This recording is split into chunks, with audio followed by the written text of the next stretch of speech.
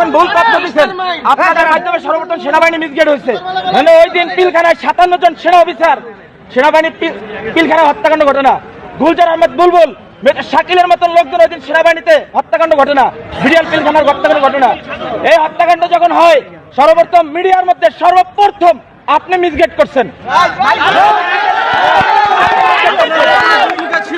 এই দেশে 52,000 রয়ের সদস্য, এর ভিতরে আপনি একজন।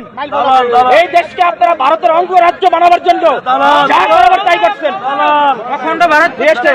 আপনি এখনো কেন, আপনার হাতে এখনো ছাত্র হত্যার রক্ত এখন আপনার হাতে লেগে আছে। আপনাদের মতন আপনাদের মতন কিছু কুলাঙ্গার সাংবাদিক পেশাটা হচ্ছে সবচেয়ে মহৎ পেশা।